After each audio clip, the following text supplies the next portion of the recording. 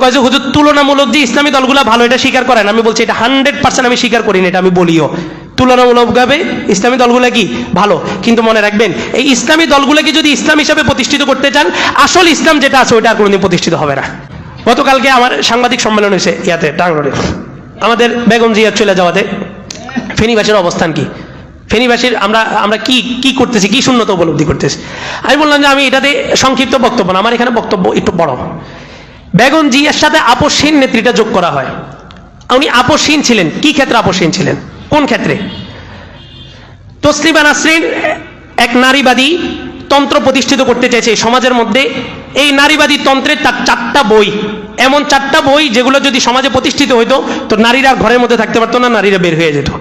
একই বিষয়, কেউ নারীকে পর্দা খুলে বের করতে চায় আর কেউ পর্দা দিয়ে বের করতে চায়, দোনোটা একই, দোনোটা একই। এই তসলিমা নাসরিনের 4টা বই, 1993-তে একটা, 2002, 3, 4, 3 বছরে 3টা, 4টা বই বেগম জিয়া উনি কি করছেন, নিজ হাতে এটাকে কি করছেন, ব্যান করছেন।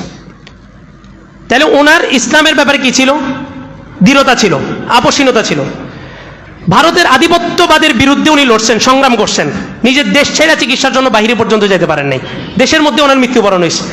দেশ এবং ইসলাম এই দুইটা জায়গায় উনি সংগ্রাম করছেন, এই কারণে ওনাকে আপসীন বলা হয়। পরবর্তী প্রজন্ম যারা আসতেছে এরা যদি এই দুইটা কালচার থেকে দূরে সরে, এই দুইটা চেতনা থেকে যদি দূরে সরে, তো আমরা বেগম জিয়াকে যেমন সাপোর্ট করছি, বেগম জিয়ার ওই দলকে লাথি মেরে গদি থেকে নামাইতে আমরা দেরি করবো না। আমরা সবাই একটা দল করি, দলটার নাম কি, ইসলাম। আমরা হুজুরটা বুঝি না যে আমাদের কি পাওয়ার, আসলে আমাদের পাওয়ারটা কি জানেন? এখন দেখছেন নির্বাচনের আগে সবাই এসে টুপি পরে, নির্বাচনের আগে সবাই কি পরে, আবার হজেও যায়। আমি উমরায় গেছি, তখন এক নেতার সাথে সাক্ষাৎ হয়েছে, আমাদের ফেনীর বড় একজন নেতা উমরায় গেছেন, নির্বাচনের আগে এগুলা করে, নির্বাচনের আগে এসে বলে যে আমরা ইসলাম বিরোধী কোনো আইন করবো না। পাওয়ারটা কাদের? ক্ষমতা আমাদের হাতে।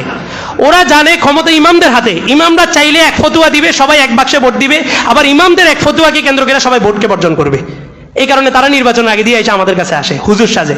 কিন্তু আমরা এটা বুঝি নেই, আমরা এবার গদি টদি সব ছেড়ে দিয়ে নেতার পিছনে ঘুরি, একটা সিট দেন, একটা সিট দেন। এক আলেম, 2-4টা আলেমের কারণে পুরো আলেম সমাজ আমরা লজ্জিত, কোথাও আলেমের পরিচয় দিতে পারতেছি না। বলছি ইসলামী দলগুলো ক্ষমতার লোভে কি করছে, ঐক্য করছে। তো আমার এক হুজুরে ফোন দিছে, কাজে আপনি এই কথাটা বললে তো আপনি সেকুলারকে সাপোর্ট দিচ্ছেন। আমি বলছি না, সেকুলারের ব্যাপারে স্পষ্ট শব্দ, ও কুফুরি তন্ত্র প্রতিষ্ঠিত করতেছে। এই কুফুরি তন্ত্রের পিছনে যে নেতা, যে কর্মী মারা যাবে ওর ঠিকানা জাহান্নামে, এর মধ্যে কোনো সন্দেহ নেই। এর মধ্যে যদি কেউ সন্দেহ করে ওরও ঈমান থাকবে না। কি বলেন, গণতন্ত্র এটা কি কুফুরি? এই তন্ত্র যে প্রতিষ্ঠিত করতে যায় মরবে, ওর ঠিকানা কোথায়? কয় যে একজন জানাজায় যায় শহীদ মারা গেছে, এই কি হবে? তাই আমি বললাম যে যদি জানাজার উদ্দেশ্যে যায় থাকে মুসলমানের হক, তাহলে তাকে শহীদি মরণ বলা যেতে পারে। কিন্তু যদি কোনো তন্ত্রমন্ত্র প্রতিষ্ঠিত করার জন্য, কোনো ব্যক্তিকে খুশি করার জন্য জানা যায় না, উমরা হজ করতে যাও যদি মারা যায়, তাও তার মরণটা কি হবে না, শহীদি মরণ হবে না।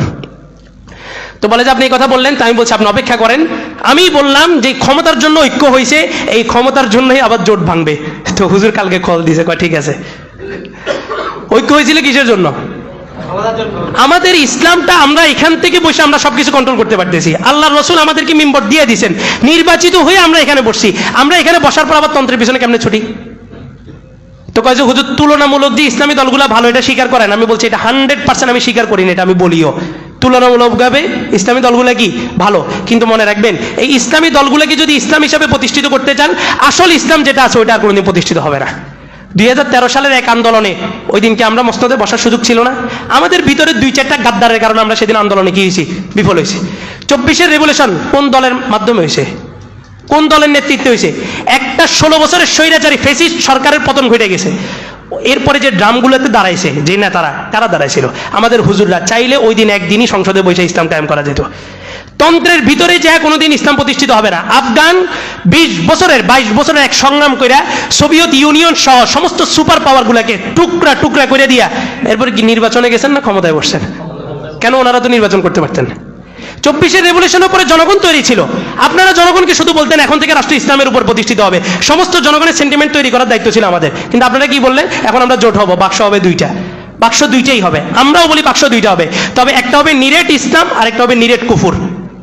তখন যে আমরা বলবো যে আপনারা ইসলামের বাক্সে কি দেন, ভোট দেন, মন্দের ভালো হিসাবে ইসলামের বাক্সে দিতে পারেন, কিন্তু ওটা ইসলাম না।